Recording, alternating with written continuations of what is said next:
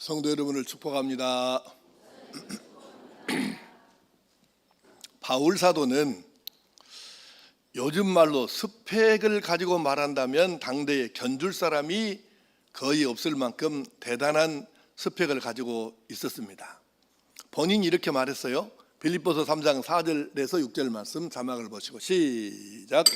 그러나 나도 육체를 신뢰할 만하며 만일 누구든지 다른 이가 육체를 신뢰할 것이 있는 줄로 생각하면 나는 더욱 그러하리니 나는 8일 만에 할례를 받고 이스라엘 족속이요 베냐민 지파요 히브리인 중에 히브리인이요 율법으로는 바리새인이요 열심으로는 교회를 박해하고 율법의 의로는 흠이 없는 자라. 아멘. 이 말씀을 풀어서 여러분에게 전하라면 적어도 이스라엘 민족의 관점에서 봤을 때에 스펙이 나보다 더 좋은 인간이 있으면 나와봐. 나오면 맞짱을 떠보게. 그런 의미의 이야기예요. 그러니까 이스라엘 민족 기준으로는 바울 같은 사람이 당대에 몇 명이 없을 만큼 대단한 사람이라는 것입니다. 그런데 방금 말한 여기다가 더 보탤 것이 있어요. 하나는 바울은 태어날 때부터 로마 시민권을 가지고 태어났습니다. 당시에 바울이 살던 시대의 로마 시민권이라는 것은 요즘의 미국 시민권하고는 게임이 안 돼요. 훨씬 더 센 것입니다. 그리고 그는 당대 이스라엘의 최고의 스승이라고는 가말리엘이라는 분의 제자인 거예요. 요즘 우리식으로 말하면 서울대학교 정치외교학과를 나온 사람이에요. 그리고 재산도 굉장한 부자입니다. 여기다가 상당한 지위에 있었으니까 이렇게 대단한 사람인데도 불구하고 그에게는 날마다 자기를 찌르고 아픔을 주는 지병이 있어가지고 매일매일 이 병 때문에 힘들어 했습니다. 얼마나 힘들었냐면 날마다 옆에서 의사 한 사람이 따라다니면서 도와주어야 할 만큼 이 아픔이 컸던 것이죠. 그래서 누가라고는 의사가 계속 바울 사도 옆에 붙어 있으면서 바울 사도를 도와준 것이죠. 그래서 바울 사도가 하나님께 기도했어요. 아니 명색이 사도인 내가 누구를 위해서 기도하면 병도 고쳐지고 여러 기적이 일어나는데 정작 나 자신은 이렇게 날마다 아파갖고 사람들 앞에 이게 뭔 일입니까? 그러니 제 병을 좀 고쳐주십시오. 이렇게 하나님께 3번을 기도를 했는데 그때마다 하나님께서 응답을 해주시기는 해주시는데 자기가 원하는 대로 해주시는 게 아니고 반대쪽으로 응답을 해주신 거예요. 자, 바울보다 하나님의 생각이 깊고 하나님의 능력이 크고 많고 하나님께서 놀라운 분이신데 아무 생각 없이 뜻 없이 이유 없이 바울에게 기도하는 것 반대쪽으로 응답해 주실 일은 없지 않겠습니까? 뭔가 여기에 담긴 뜻이 있을 거라는 거죠. 그리고 바울 사도는 하나님께서 왜 그렇게 반대쪽으로 응답해 주셨는지에 대해서 나중에 깨닫고 그 답을 알았어요. 그래서 성경에다가 바울 사도 자기 이야기를 간증으로 고백해 놓은 것입니다. 오늘 그 답, 거기에서 왜 하나님께서 반대쪽으로 응답해 주셨는가? 그리고 바울 사도는 지난날 자기가 아픔으로 여기고 부끄러움을 여기고 숨기고 싶었던 그것들을 왜 나중에는 숨기지 않고 부끄럽게 생각하지 않고 오히려 사람들 앞에 떳떳하게 공개하고 자랑스럽게 여기고 살았을까?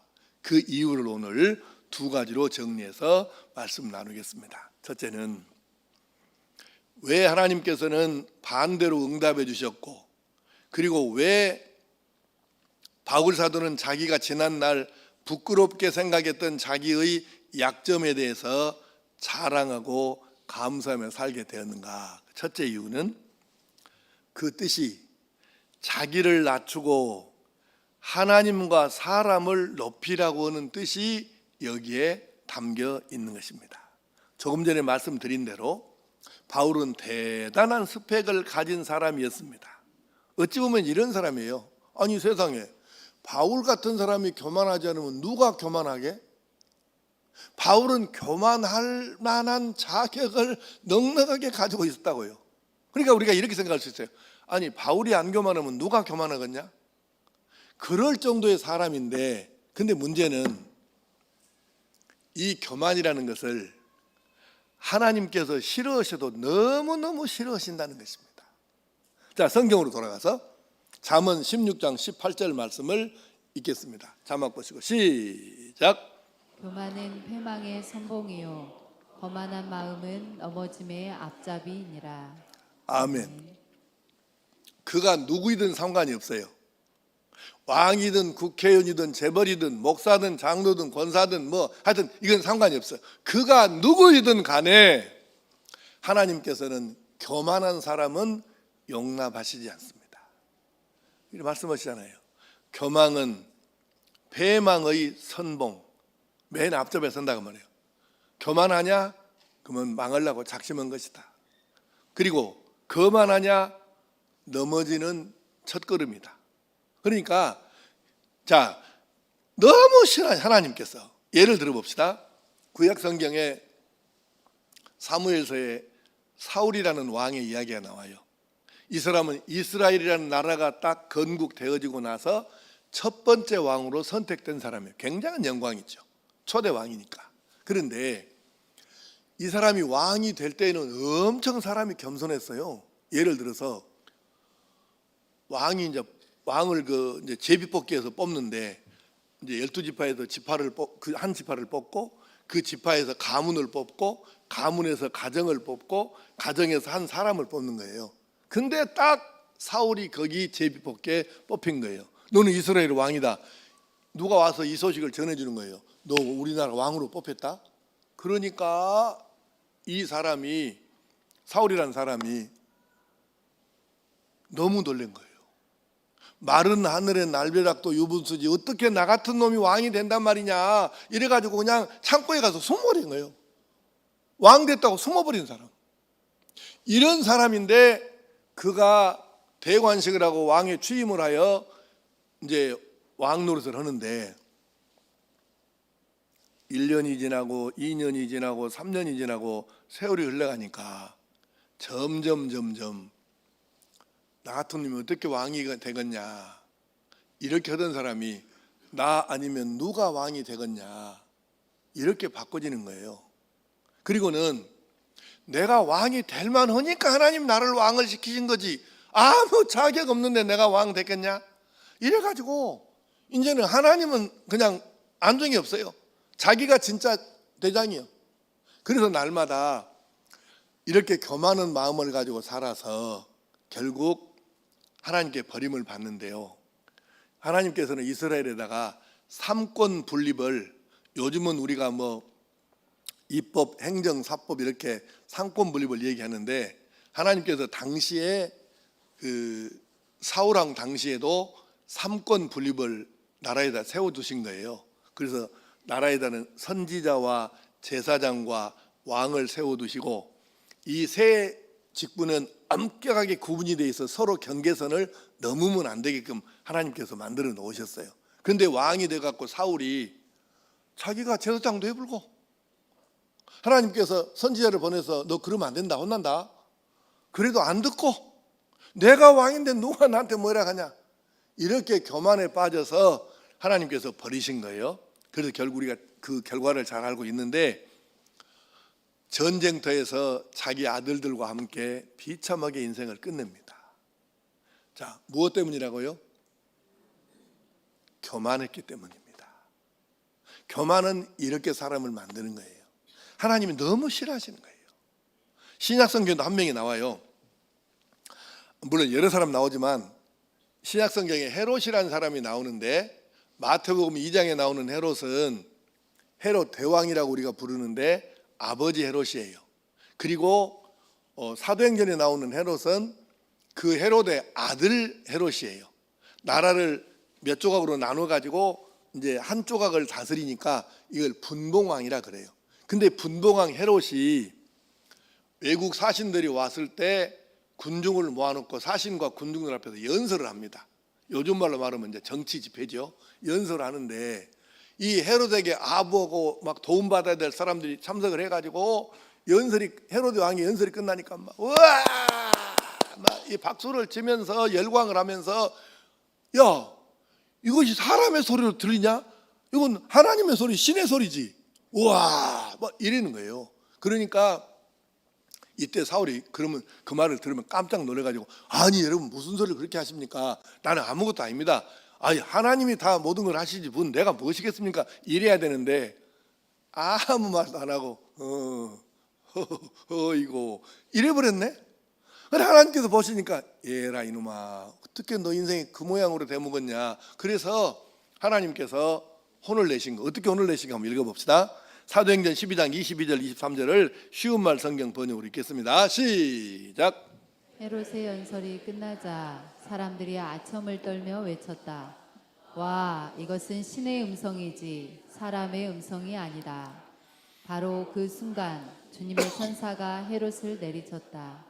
헤롯이 하나님께 영광을 돌리지 않았기 때문이다. 그리하여 헤롯은 온 몸에 구더기가 가득해 먹혀 죽었다. 아멘.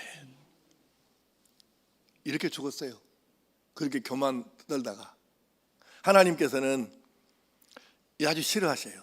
교만은 하나님 앞에서 죽는 길일 뿐입니다. 그래서 하나님께서 바울을 보시면서 이 바울이 대단하긴 하지만 얘도 스펙을 보면 교만에 빠질 가능성이 높은데 내가 너를 귀하게 중하게 써먹어야 되는데 사용을 해야 되는데 네가 교만하면 어떻게 되겠냐. 내가 더 이상 너를 써먹을 수도 없는 거고 그러니 너는 안 되겠다. 그래서 하나님께서 바울의 몸에다가 특수장치를 설치를 하신 거예요. 그래서 이 몸에 육체의 질병 가시가 있어가지고 바울이 좀 목에 힘 좀 줄 정도 되면 이 아픔이 와가지고 콕콕 쑤시갖고 아이고 오메 이러다가 아이고 내가 이러면 안 되지. 하나님 은혜로 지금까지 살고 있는데 또 내가 이렇게 교만하면 안 되지. 그래서 바울 사도가 조금 좀 자기가 드러나려고 하면 통증이 와가지고 내가 이러면 안 되지. 그래 항상 자기를 누르는 거예요. 그래서 바울 사도가 하나님께서 몸에 특별한 장치를 해 놓으셨기 때문에 이것 때문에 바울은 교만하지 아니하고 항상 자기를 낮추고 나는 하나님 은혜로 사는 사람입니다.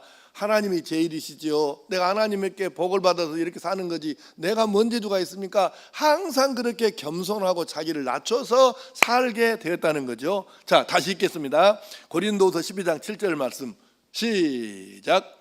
여러 계시를 받은 것이 지극히 크므로 너무 자만하지 않게 하시려고 내 육체의 가시 곧 사단의 사자를 주셨으니 이는 나를 쳐서 너무 자만하지 않게 하려 하심이라.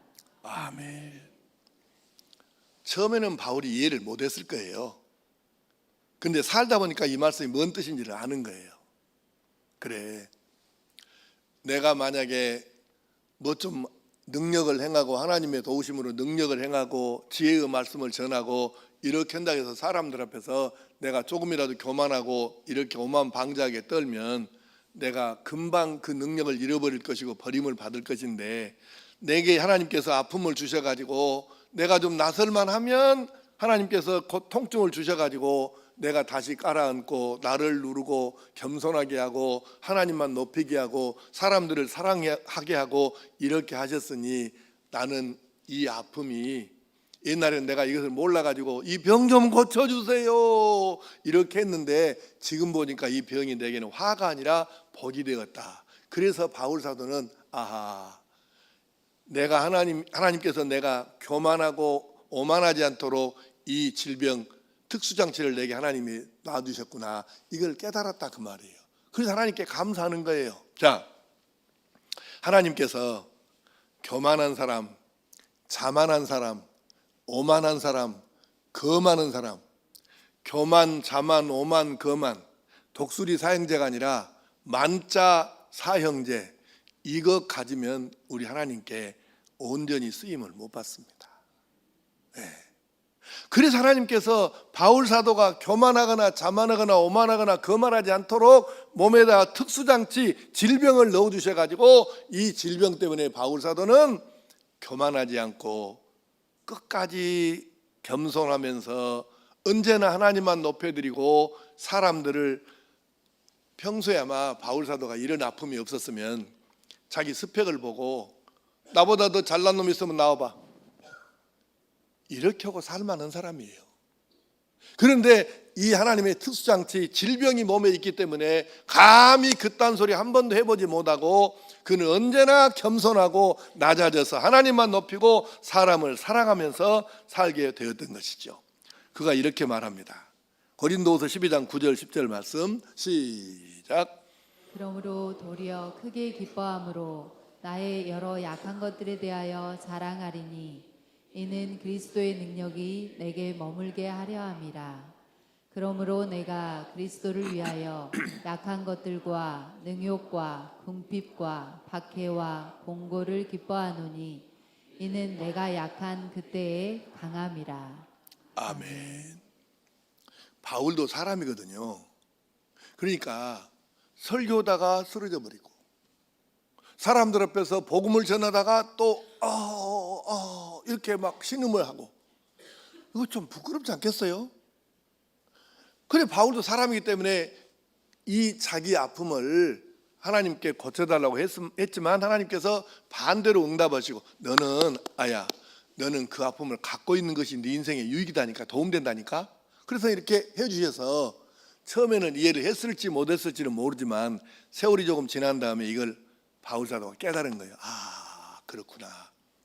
내가 이 아픔 때문에 교만하지 않고 오히려 겸손해지고 하나님만 높이고 사람들을 사랑하게 되었으니까 이 아픔이 내게는 화가 아니라 복덩어리구나, 이거를 깨달았죠. 그래서 지난날 부끄럽게 여기고 숨기고 싶었던 자기의 이 아픔, 이 약점을 이제는 오히려 약점이 아니라 내가 이것 때문에 이렇게 하나님께 사랑받고 은혜를 입고 삽니다. 그래서 자기 약점을 오히려 사람들 앞에 공개하고 자랑스럽게 여기고 하나님 앞에 감사하면서 살고 있다는 거예요. 그렇게 바울 사도가 지금 고백하고 있는 것입니다. 그래서 이것을 깨달은 바울 사도는 자기를 날마다 찌르는 이 지병을 부끄러우지도 않고 숨기지도 않고 오히려 많은 사람들 앞에 이것이 바로 은혜의 방편입니다, 이렇게 자랑하면서 하나님을 더 사랑하고 평생을 이것 때문에 목에 힘주지 않고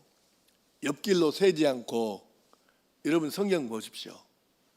베드로도 사고를 가끔씩 치는데 바울 사도는 성경에 사고 쳤다는 기록이 없어요. 왜 그랬을까요? 이 육체의 가시 질병 때문에 목에 힘줄 틈이 없는 거예요. 언제나 겸손하고 언제나 하나님만 높여드리고 하나님의 은혜를 구하고, 그렇게 살다가 보니까 바울은 한 번도 옆길로 샌 적이 없이 끝까지 하나님께 부르심 받을 때까지 그는 정도를 걷고 은혜의 길을 걸은 것입니다. 사랑하는 성도 여러분, 그래서 우리도 나의 약함이 자랑이요 기쁨이 되도록 하는 삶을 살아야 되겠는데 어떻게 가능할까요? 우리도 나의 약한 것을 하나님께 내어놓고 온전히 치유받아서 오히려 이 내 약한 것이, 지난날 아픈 것이 나를 이렇게 하나님의 사랑을 입게 하고 은혜를 입게 하였으니 이것은 내게 복덩어리입니다, 이렇게 자랑하면서 겸손해져서 하나님만 섬기고 사람들을 사랑하고 사는 하나님의 사람 될 수 있기를 간절히 축복합니다. 또 하나, 하나님께서 바울 사도에게 반대쪽으로 응답해 주시고 바울 사도가 자기 약점을 오히려 자랑하고 하나님을 높이는 이유 두 번째는 평생 하나님만 의지하고 기도하면서 살라는 하나님의 뜻인 것을 바울이 깨달았기 때문입니다. 세상 사람들은 큰 것 좋아하고 많은 것 좋아하고 강한 것 좋아하고 높은 것 좋아하고 그래서 그것들을 추구하면서 살고 있습니다. 이게 대부분 세상 사람들, 대부분이 아니고 거의 100%라고 봐야 되겠죠. 그렇게 살고 있습니다. 그런데요, 성도의 삶을 조금만 한번 생각해 보십시오. 우리 그리스도인 성도들은 내가 약하다고 느낄 때, 내가 부족하다고 느낄 때, 내가 힘들고 어렵다고 느낄 때, 나는 왜 이렇게 연약하지? 이러면서 앞에 문제가 생길 때, 감당이 안 될 때, 그때 어떻게 합니까? 절망하는 것이 아니라 하나님 앞에 나와가지고 무릎 꿇어 기도합니다. 하나님, 제가 이번에 이런 문제를 만났습니다. 내 지혜 가지고, 내 능력 가지고 도저히 감당이 안 됩니다. 그래서 내가 하나님 앞에 나와서 간구하오니 이 문제를 풀어주시고 살아계신 하나님이 진짜 참신이시라는 것을 내가 깨닫고 믿을 수 있도록 도와주시옵소서. 이렇게 기도하잖아요. 우리는 여러분 잘 생각해 보십시오. 내가 연약하고 힘들 때 기도하지 잘 나갈 때 기도하는 사람 없지는 않지만 극히 드물어요. 그러니까 결국은 바울 사도도 사람이기 때문에 자기 병을 고쳐주시라고 기도했지만 하나님께서는 반대로 응답해 주신 거예요. 너는 그거 가지고 있는 게 너에게 이익이다니까? 너에게 도움이 돼. 그 부분을 읽어보겠습니다. 고린도후서 12장 8절에서 9절 말씀 시작. 이것이 내게서 떠나가게 하기 위하여 내가 3번 주께 간구하였더니 나에게 이르시기를 내 은혜가 내게 조가도다. 이는 내 능력이 약한 데서 온전하여짐이라 하신지라. 그러므로 도리어 크게 기뻐함으로 나의 여러 약한 것들에 대하여 자랑하리니 이는 그리스도의 능력이 내게 머물게 하려 함이라. 아멘. 이 말씀을 풀어서 쉽게 여러분에게 설명하자면 이런 뜻이에요. 바울 사도가 자기가 가장 약하고 막 어려워 있을 때 그때 하나님의 능력이 바울 사도에게 가장 강하게 나타나더라는 것입니다. 나는 아무것도 할 수 없고 절망적인 상황이고 이 어려운 상황에 놓여 있는데 내가 할 수 있는 게 아무것도 없잖아요. 그래서 하나님 저 좀 도와주세요. 제가 이렇게 밑바닥에 내려와 가지고 이렇게 헤매고 있는데 저 좀 도와주세요. 가장 힘들고 어려울 때 약할 때에 그때 하나님께 간구했더니 하나님께서 강하게 역사하셔서 능력으로 풀어주시고 길을 열어주셨으니 바울 사도가 가장 약할 때 하나님의 능력이 가장 강하게 나타났다 그 말이에요. 그것이 하나님의 응답이에요. 너는 네 스스로가 제일 약할 때 가장 강력한 내 능력을 네가 보았지 않냐? 그러니 너는 약할 때 내 강함을 느끼고 체험하고 볼 수 있으니 그것이 너에게 유익이지 않냐? 그래서 바울 사도는 가만 생각해보면 이런 거예요. 우리 스스로가 약했을 때 하나님의 능력이 나타나고 내가 약했을 때 그리스도의 능력이 나와 함께 있는 거예요. 그러니까 바울 사도는 내가 약해 있기 때문에 바로 그때 하나님께서 강하게 역사하시니까 그러므로 내가 약할 때 기도하지 않을 수 없고 하나님을 의지하지 않을 수 없고 그때 하나님이 역사하시니 그러므로 나는 오히려 약한 것이 내 부족하고 약점 이것이 하나님의 능력을 내게서 역사하게 만드는 수단이 되니까 이것은 감사의 제목이다. 그래서 자랑하고 사는 것입니다. 오늘 여러분과 내가 어떻게 살아야 할까? 하루하루 살아가려면 날마다 기도하고 날마다 하나님만 바라보고 하나님의 능력과 은혜와 지혜와 치유가 있어야 우리도 바울 사도처럼 온전하게 살아갈 줄로 믿습니다. 그렇게 날마다 약하니까 하나님 도와달라고 날마다 무릎 꿇지 않으면 안 되고 하나님께 기도했더니 어떤 일이 일어났을까요? 읽어보겠습니다. 사도행전 19장 11절 12절. 여러분 이 말씀을 진짜 잘 새겨서 읽으셔야 돼요. 그렇게 약할 때 하나님이 어떻게 바울에게 역사하셨을까? 시작. 하나님이 바울의 손으로 놀라운 능력을 행하게 하시니 심지어 사람들이 바울의 몸에서 손수건이나 앞치마를 가져다가 병든 사람에게 얹으면 그 병이 떠나고 악귀도 나가더라. 아멘. 아멘. 굉장하잖아요. 바울 사도가요,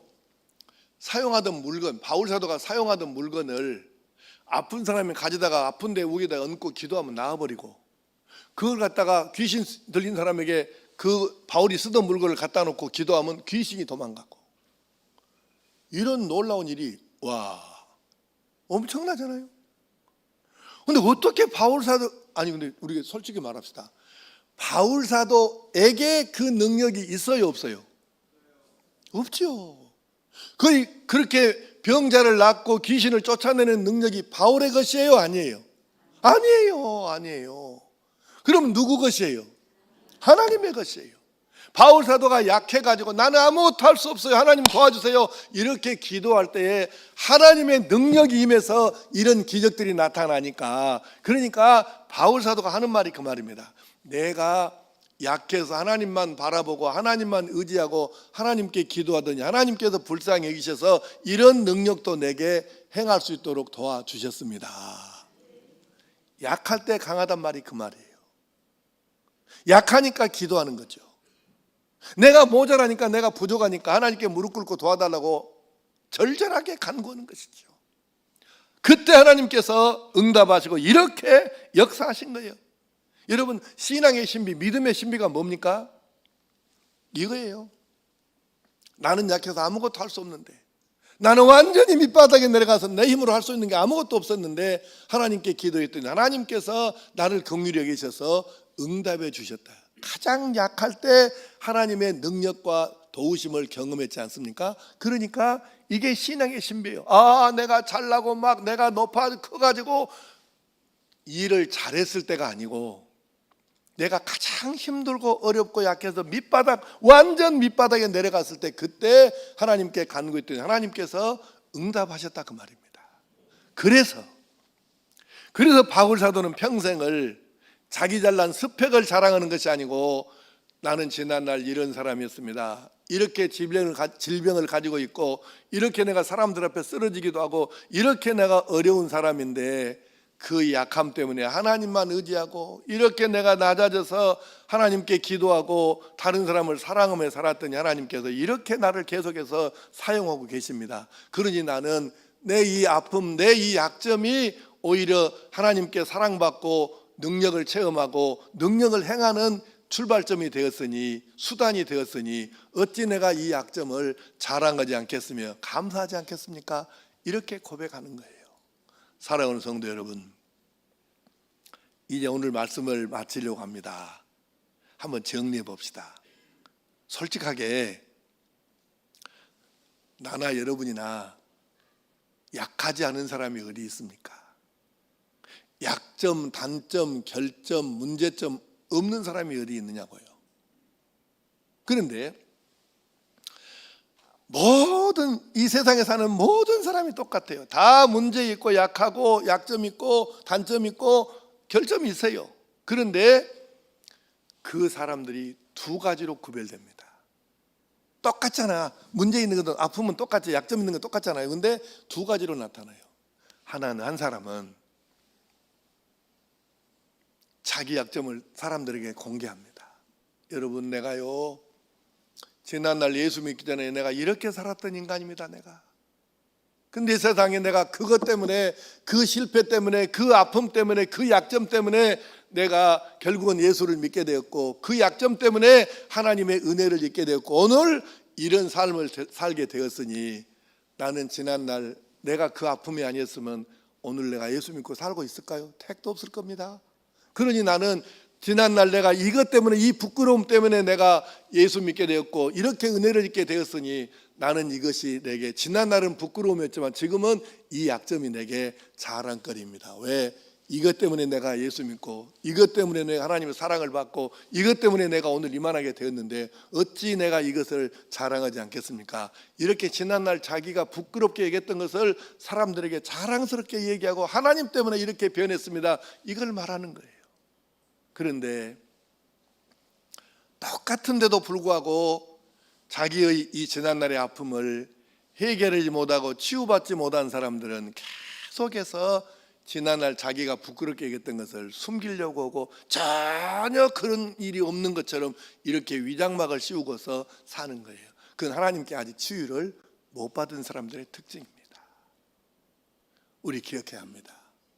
바울 사도는 하나님께 완전하게 치유를 받았기 때문에 지난날 그 아픔을 아무런 거리낌 없이 사람들에게 내놓고, 이렇게 내가 아픔이 있는 사람인데 하나님 때문에 이렇게 치유받고 이렇게 건강하게 이렇게 내가 살고 있지 않습니까? 이렇게 고백하는 거예요. 여러분은 바울 사도처럼 지난날의 약점을 자랑거리로 내세우고 살고 싶습니까? 아니면 아픔을 평생 죽을 때까지 그대로 가지고 살다가 그렇게 죽고 싶습니까? 어떤 게 진짜 삶을 행복하게, 거룩하게, 아름답게 사는 것이라고 여러분 생각하십니까? 당연히 바울 사도 쪽이 정답이어야 하지 않겠습니까? 그래서 우리 모두 나의 약함과 아픔을 하나님께 십자가 아래 내려놓고 하나님의 은혜를 의지하여 하나님께 간구해서 치유받고 응답받아서 나는 낮추고 하나님은 높이며, 그리고 나는 겸손하고 다른 사람들을 높이면서, 그래서 하나님만 의지하고 평생을 기도하면서 살기를 축복합니다. 그래서 여러분 자신의 문제를 치유받고 하나님의 은혜로다 이렇게 고백하고 하나님의 은혜로 평생을 바울 사도처럼 승리하며 사는 그런 하나님의 사람 될 수 있기를 간절히 축복합니다. 기도하십시다. 아버지 하나님, 바울 사도는 정말 대단한 스펙을 가지고 있었지만 스펙 좋으면 뭐합니까? 사람들 앞에서 말하다가 쓰러지고 가르치다가 쓰러지고 이 아픔이 있는데, 그래서 그가 이 아픔 때문에 예수님을 영접했고 구원을 받았고, 이 아픔 때문에 자기는 끝까지 겸손을 지켰고 하나님만 높여드리고 사람을 섬겼습니다. 이 아픔 때문에 그는 날마다 하나님께 기도할 수밖에 없었고, 그랬더니 그가 하나님의 능력을 체험하고 능력을 사람들에게 행하기도 할 수 있었습니다. 오늘 저희들 내가 가진 아픔과 약점 하나님 앞에 십자가 밑에 내려놓고 하나님의 도우심을 구하고 온전히 치유받게 하여 주시옵소서. 하나님 앞에 십자가 밑에 자기 아픔과 약점을 내어놓고 고백하는 성도들마다 하나님 아버지 치유하여 주시옵소서. 그래서 살아계신 하나님을 체험하고 이 하나님을 높여드리며 날마다 이 하나님께 기도하면서 평생을 하나님의 은혜를 경험하고 은혜로 사는 성도 되게 하여 주시옵소서. 주 예수님의 이름으로 기도하옵나이다.